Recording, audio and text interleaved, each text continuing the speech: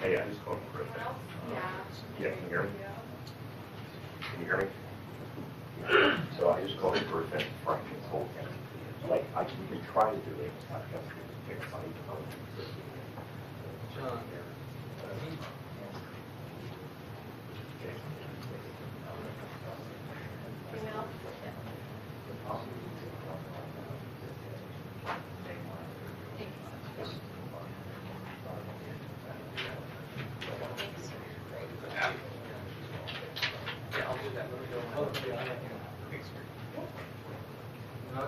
I can do it.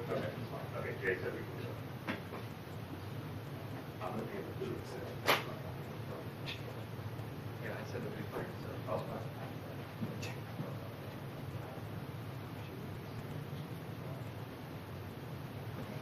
Okay, yeah, no problem. Okay, fine.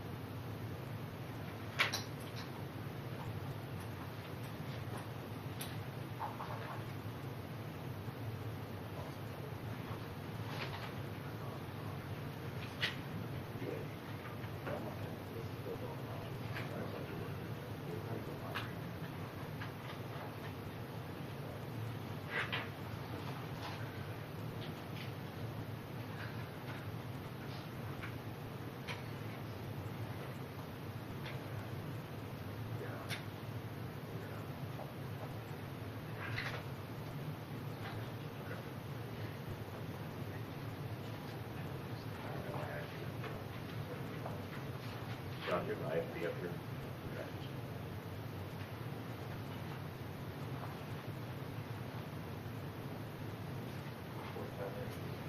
Hmm? Yeah, I mean, it won't be, sorry, but like, I don't know. I can just be right, just right here. Yeah.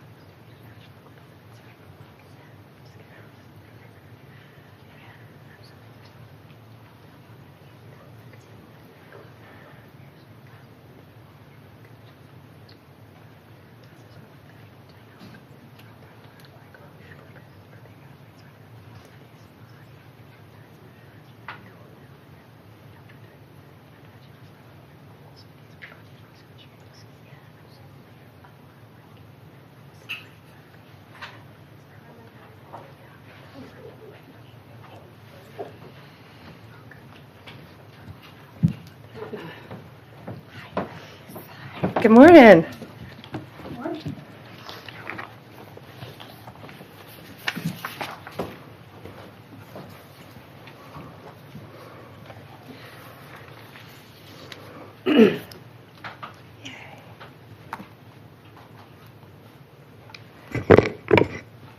Good morning. With me here today, I have our great Secretary of Education, Linda McMahon, Representative Laurel Libby of the Maine State House, Linnea Saltz of IWF Women's Sports Advocate, Stephanie Turner, a fencer, Zoe Hutchison, a Maine athlete, Cassidy Carlisle, a Maine athlete, and my dear friend, you all know Riley Gaines, who has been a champion on this issue for women. Today, the Department of Justice is announcing a civil lawsuit against the Maine Department of Education. The state of Maine is discriminating against women by failing to protect women in women's sports. Pretty basic stuff. This is a violation of Title IX. The Department of Justice will not sit by when women are discriminated against in sports. This is about sports. This is also about these young women's personal safety. I've met many of these women throughout the past weeks and months, and what they have been through is horrific. We have exhausted every other remedy. We tried to get Maine to comply. We don't like standing up here and filing lawsuits. We want to get states to comply with us. That's what this is about. We have repeatedly notified Maine of its infractions and urged them to remedy the situation to protect women. We've stripped grants from Maine through other departments, and we are going to continue to fight for women. Let me give you some examples. Let me give you a timeline. This timeline, I think, is pretty important. So in February 2024, these are just a few examples. A biological boy started competing in women's ski races and cross-country races in Maine. He came in first in the 5K with a time that would have been 43rd among men. In February 2025, a biological boy won first place in the pole vaulting competition in Maine's indoor track and field meet. He beat every other girl by a significant margin. That qualified him for regional championships. That took a spot away from a young woman in women's sports. Shame on him. February 21st, 2025. President Trump has the governors at the White House. President Trump has the exchange with Janet Mills. He asked her about the issue. Her response, "We'll see you in court." Well, we still didn't sue. HHS and the Department of Ed opened investigations in an attempt to get them to comply. They both found violations. And in March, Maine refused to comply. I want to read you this letter.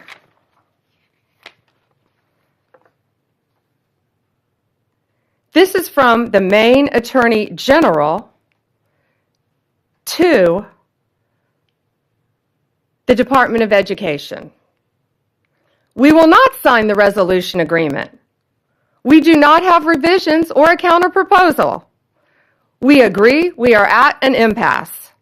Nothing in Title IX or its implementing regulations prohibits schools from allowing transgender girls and women to participate on girls' and women's sports teams. Well, they must not be reading the same Title IX that we're reading. We believe they are failing to protect women, and it's not only an issue in sports. It is a public safety issue. These boys are allowed to go in women's restrooms. They are allowed to go in the women's dressing rooms and get fully naked and change in biological boys and change clothes in front of these young women. Maine's leadership has refused to comply at every turn. So now we have no other choice. We are taking them to court. What we are seeking an injunction to get them to stop this, stop what they're doing. That's pretty simple. And we are seeking to have the titles returned to the young women who rightfully won these sports. And we are also considering whether to retroactively pull all the funding that they have received for not complying in the past. And I'm so proud of these brave young women standing behind me. I see and lots of parents in the front too, and I've met you. Thank you to the parents for supporting your daughters and telling them it's okay to fight back and stand up for what they believe in. Some of these young women have endured vicious injuries, too, as a result of boys playing in their sports. It's my honor now to introduce to you our Secretary of Education, Linda McMahon.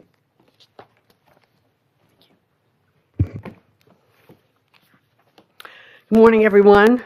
I don't think our case could have been stated any better than it was just presented by our Attorney General, Pam Bondi. And I thank you very much for your participation this morning, and I will echo Attorney General's comments about how brave these women are, these young women.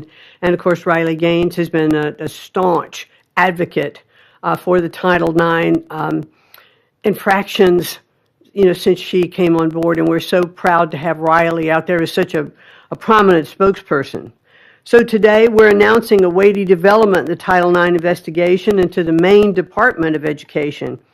The Department of Education, analyzed Maine's Education Department for compliance with Title IX of the Education Amendments of 1972, which prohibits sex-based discrimination in any school or education program that receives federal funding.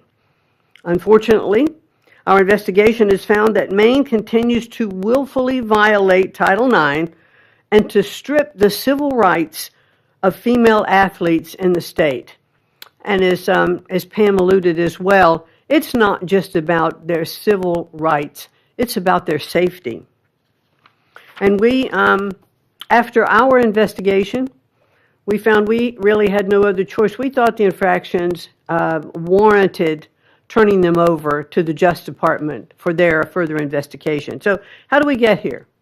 On February 5th, President Trump signed the executive order keeping men out of women's sports, which directed all states and educational programs receiving federal funds to cease the practice of allowing males to compete in sports programs for women. They didn't make this up. This is the law. This is Title IX. This executive order was aimed at protecting women like fencer Stephanie Turner or volleyball player Peyton McNabb from being injured and unfairly outmatched by male athletes. President Trump didn't pull any punches. He explicitly warned Maine and Governor Janet Mills that Maine would risk losing federal funding if it continued to allow males to participate in women's sports. Governor Mills chose to openly flout Title IX compliance, telling President Trump, and I'll repeat what the general said, "We'll see you in court," and obviously we are going to. That same day, our Office for Civil Rights opened an investigation into the Maine Department of Education and Maine School Administrative District Number 51 for permitting males and girls sports and denying female-only intimate facilities.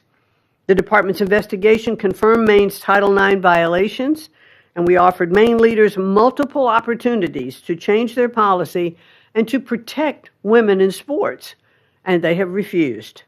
So now as DOJ begins their enforcement actions, I hope Governor Mills will recognize that her political feud with the president will deprive the students in her state of much more than the right to fair sporting events. After all, compliance with federal civil rights law is a universal prerequisite for receiving federal funding. The Trump administration could not be any clearer to all states, sports leagues, and educational institutions. We take the violations of women's civil rights very seriously. I have 3 granddaughters, and I want to make sure that they are treated fairly and that they aren't exposed, in dressing rooms. We want to make sure that if you open women's sports or intimate facilities to males, you expose yourself to federal civil rights investigations. Governor Mills will definitely get her wish. We thank you all for being here this morning. Look forward to seeing you later. Thank you, Secretary. I'd now like to introduce to you State Rep Laurel Libby from Maine, who has been a champion for these young women in the state of Maine. And thank you, Representative. Thank you, Attorney General Bondi. It's unfortunate that we have to be here today because Governor Mills and legislative Democrats, along with the Maine Principals Association, continue to persist in discriminating against Maine women and girls. They are out of alignment with 2/3 of Mainers who believe that biological males have no place in girls' sports. Earlier this week, MSAD 70 School Board voted unanimously to align with Title IX. They're in alignment with 2/3 of my fellow Mainers. And I would encourage other school boards throughout Maine, I would exhort you to speak up for Maine girls similarly and vote to align with Title IX. I thank you to the Trump administration and AG Bondi for taking action on behalf of our girls and helping to ensure a safe, fair, and level playing field in Maine. Thank you. President Trump, before he was elected, this has been a huge issue for him. Pretty simple. Girls play in girls' sports, boys play in boys' sports. Men play in men's sports, women play in women's sports. And he got to know a great young woman during that time named Riley Gaines, and we are all so proud and honored to have her here with us. Riley has been a champion nationally for this issue. Riley, please join us. Thank you. Well, goodness gracious, it's an honor to be here, to stand beside, of course, Secretary McMahon, Attorney General Bondi, these amazingly brave athletes, Representative Libby. But truthfully, I'm frustrated. I'm frustrated that we have to be here, that we as women have to stand before you all on national television demanding equal opportunities, demanding privacy in areas of undressing, demanding safety in our sports. Amazing to me that we are still here fighting this fight, that the Democratic Party has really doubled down, tripled down, quadrupled down on their ridiculous stance, but that's exactly what they've done. Let me tell you what sports has done in my life. Of course, in terms of athletic achievement, I very proudly finished my career as a 12-time NCAA All-American, a 5-time SEC champion, actually the SEC record holder in the 200 butterfly, making me one of the fastest Americans of all time, a 2-time Olympic trial qualifier, SEC Scholar Athlete of the Year, SEC Community Service Leader of the Year. The list goes on, but again, just to really reiterate, it's a lifelong journey. It's how I met my husband. It's what gave me my lifelong friends. It taught me how to be a leader. It taught me how to set goals and work to achieve those goals. All things that, of course, I'm utilizing in my life now beyond sports, that leadership in Maine, Governor Mills, Democratic leadership really across the nation, that's what they're denying girls and women of. I'm sure you guys saw the clips and the visuals that surfaced following President Trump's executive order signing of this EO, barring men from participating in women's sports within any educational program that receives federal funding. And it was the most amazing thing to be there. And you have all of these young girls. I'm talking 5, 6, 7, 8 years old. They've got their jerseys on, their sports uniforms, their big bows in their hair that they wear on the soccer field. That visual means more to me than I could possibly put into words, and that is what is at stake here. That is who Governor Mills is fighting, not Donald Trump. It's those little girls, and I believe that's sick. It's regressive is what it is. They do this under the guise of progress, indicating we are moving in the positive forward direction. No, what Governor Mills is doing, and again, Democratic governors across the nation, is deeply regressive and utterly misogynistic. Over the past 3 years, I've had the opportunity to speak to countless girls in Maine and again across the country, countless parents, coaches who all virtually say the same thing. Why wouldn't anyone protect my athlete? Why wouldn't anyone protect my daughter? Why wouldn't anyone protect me? I've talked to girls who have lost roster spots, of course, podium finishes. I've talked to girls who have been exploited and simultaneously exposed to naked men in intimate areas of undressing. I've talked to girls who have been severely injured in their sports due to a male player on the opposing team. For crying out loud, we have a female representative from Maine, Laurel Libby, you just heard from her. She didn't tell you what happened to her. She lost her ability to vote and to speak on the House floor for defending girls and women, for posting about what was happening in Maine. No, this type of oppression didn't happen in Afghanistan. No, this type of censorship didn't happen in England. It happened right here in America under Democratic leadership. Again, this isn't progress. I would describe this as betrayal. Let this be a notice, these actions that we have seen put forward today by the Department of Justice, by the Department of Education, to all other states who are not willing to comply with federal law, that federal law being Title IX, which is very clear in how it was originally implemented, or at least it should be. We never knew we had to define this word sex until these both elected and unelected bureaucrats started to go through the back door and reinterpret this word to mean what they want it to mean. Originally implemented in 1972, it was only 37 words, very brief. Ultimately, of course, preventing sex-based discrimination. Let this be a notice. California, Minnesota, the likes thereof. If you do not comply with federal law, you do not get to reap the benefits of complying with federal law. Of course, one of those benefits being receiving federal funds. Women are protected and recognized under federal law, again, that law being Title IX. The U.S. government under President Trump, including the Department of Justice, including the Department of Education, will not stand by and ignore when the federally protected rights of women and girls are being violated. Again, that encounter between Governor Mills and President Trump went viral for really all of the right reasons. I think she thought she had this mic drop moment when she said, "I'll see you in court." Guess what? You will, because President Trump is a man of his promises. That was his campaign slogan. That's what we've seen delivered. Promises made, promises kept. This is another one. People, the American people, girls, women, boys, men, old, young, white, black, gay, straight, none of those identity factors matter. We want transparency, and we want accountability. Again, we voted overwhelmingly in favor of that on November 5th, and accountability is back in the White House. So I stand before you all today, and I thank you, again, Secretary McMahon, Attorney General Bondi. I thank you on behalf of course, myself, but I think more importantly, my younger sister, of all the women and girls who have dreams, like I did when I was young, to achieve, to succeed in my sport and beyond. So thank you. Riley, thank you. And Zoe would now like to say something. Tell us about your sport too, Zoe. So I compete in soccer and indoor track and outdoor track. And like was mentioned previously today, I had to watch at the Maine Class B State Indoor Track Championship as my close friend and my teammate and other female competitors lost the state championship to a biological male.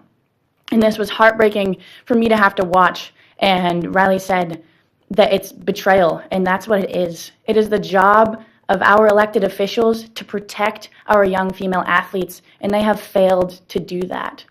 We walk into sports expecting to have a level playing field, and to walk into the state championship to see a biological male there and to lose to a biological male, that's betrayal. And so I am extremely grateful to AG Bondi for standing up for us when our elected officials aren't doing that. And on behalf of the girl athletes in Maine, I just want to say thank you all, and I look forward to having a level playing field back after this fight. So thank you. And Cassidy wants to say a few words. My first experience was when I was 13 years old. I was going to change for gym, and I walked into the locker room, and there was a biological male there. From that point on, my junior year, I competed in Nordic skiing and lost to a biological male numerous of times. I am fighting this fight for generations to come. And the fact that our governor can look the women of our state in the eyes and say, "I'm not going to fight for you," is heartbreaking, and it's betrayal, like Riley said. I just want to thank all these women standing behind me and President Trump for fighting for us, because even though my own governor isn't fighting for me, I know there are people out there fighting for me. Thank you, Cassidy. It takes a lot for these young women to be standing up here saying this too. And again, I'm looking at their amazing parents in the front row who have supported them, who I've gotten to know, who are protecting them every step of the way and telling them that they have a voice to stand up for themselves and future generations of young women to come and many athletes. Gates, should we take some questions? Yeah, absolutely. Questions? Mary Margaret, Daily Wire. Thank you, Attorney General Bondi. I wanted to ask if there's other states that you're focused on. Which ones are next for these types of abuses, including men and women's prisons? Well, first we're looking at, for this, we're looking at Minnesota, we're looking at California, we're looking at many, many states, but they are the top two that should be on notice because we've been communicating with them. And just like Maine, we're not going out there, we don't want to be suing people, we want them to comply with the law, and that's what we're doing. We have given them opportunity, Maine, an opportunity over and over again. The Department of Education, HHS, they went and sat down with them in person, multiple meetings, and got nowhere. So now this is where we are because they refuse to protect young women in their state. So yes, Minnesota, California, multiple states. As far as prisons, had nothing to do with Title IX. We took away funding from Maine as well. We decided to go a different direction in our grants, because we saw one reason they allowed a 6'1", 245 giant man who had violently, no murders, nice, but he had violently murdered his parents with a knife and the family dog, serving life in prison, and he chose to identify as a woman. So guess where he's being housed? In a female prison in Maine. So therefore, my office, we don't want to give any more money to the Department of Corrections in Maine if that's how they're going to act. We're going a different direction in our funding. Sadie with the Journal. Hi there. So Maine's governor yesterday said there were maybe at most 2 trans athletes in Maine schools right now. I just was hoping you could talk a little bit about the sort of amount of federal resources that you're putting into this and why that's worth it given the small impact in Maine. And I have a second off-topic question too. Given that it has some of the same elements as the fire bombings of Tesla dealerships that you charged federally and called domestic terrorism, I'm wondering if you would say the arson at Pennsylvania Governor Josh Shapiro's house would also be domestic terrorism and something you would investigate federally, and if not, what constitutes domestic terrorism? Okay, so first the on-topic question about the, I haven't heard Janet Mills' comment. Governor Mills said it's only a couple trans athletes. Well, I think those are boys who identify as girls wanting to beat girls in girls' sports. Well, if one young woman is in jeopardy, one, that's enough for us to be standing up here. One, no boy will be undressing in a girl's locker room. No boy will be walking in a woman's restroom. And no boy, when we're finished with this, will be beating young girls in sports. These young women many of them have trained, since you were in elementary school for your sport? Riley, when did you start swimming? 4 years old. 4 years old. They have trained their entire lives. Some of them have lost scholarships. They have lost regionals. They have lost state because of boys. I don't care if it's 1. I don't care if it's 2. I don't care if it's 100. It's going to stop, and it's going to stop in every single state. Tesla. You ask about, yes, Tesla. You ask about, so I spoke to Governor Shapiro. I think you're referring to his governor's mansion. I spoke to him. It is absolutely horrific what happened to him. Kash Patel also spoke to him. We have been praying for Josh, for his family. Those photos, it was horrible. I firmly believe they wanted to kill him.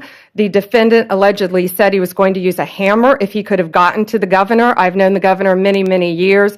It is horrible. And yes, we are working with state authorities to do, it's now a pending investigation, anything we can to help convict the person that did this and keep them behind bars as long as possible. David? 2 questions, one on topic and one off topic. Sure. I'll start with the on topic. Minnesota and California, you mentioned you're looking at them. Are there active investigations into those states? Are there conversations? In which state do you expect to be next based on those conversations? Both. We have reached out to them. We have sent them letters. We're in the same posture we were in the beginning here with Maine. So let's see what they do. Let's hope they comply. Again, we don't want to sue anyone. We just want you to comply with federal law and protect girls, period. But yes, we are fully prepared to sue them and others that we will be looking at as well. And then my off topic, big topic over the past few weeks, Kilmar Abrego Garcia in Maryland. He's in a prison now in El Salvador. He was sent there. You insist, the president, everybody in the administration insists that he is MS-13. It appears that there's not going to be any sort of trial. He's not going to come back. DHS said he would be arrested and redeported if he comes back. Why not show the American people the evidence that he's MS-13 so they can make an informed decision? And that goes the same with this Henry Josue Santos, who was picked up in Virginia, who is now presumably going to be deported as well. Why not show the public the evidence? Well, he is an illegal alien who has been living illegally in our country from El Salvador. ICE testified. An immigration judge ruled he was a member of MS-13. An appellate judge ruled he was a member of MS-13. Hard stop. He should not be in our country. He was deported. They needed one additional step in paperwork, but now MS-13 is characterized as they should be, as an FTO, as a foreign terrorist organization. So he is not coming back to our country. President Bukele said he was not sending him back. That's the end of the story. If he wanted to send him back, we would give him a plane ride back. There was no situation ever where he was going to stay in this country. None. He would have come back, had one extra step of paperwork, and gone back again. But he's from El Salvador, he's in El Salvador, and that's where the president plans on keeping him. But the evidence, we're not going to see the evidence. We have the transcripts from the court hearings. I'll be glad to give you the court hearings from 2019, what we have, sure. With the rulings from the judges, gladly. All right, last one, Reagan. Reagan Reese, Daily Caller. Madam Attorney General, there's a Maine School Board, MSA D number 70, which voted unanimously on Monday to defy the governor and to comply with Title IX. With the action you're taking today, will it be possible to exempt schools that comply from any future punishment? Yes. And I think that was very brave and bold of that school board. We just saw that as well. The question was one school board in Maine voted to comply. And again, that's all we wanted was compliance. So yes, we will not be going after them, looking at them in this lawsuit because they are complying and they're protecting women in women's sports. Thank you, guys. That it? Thank you.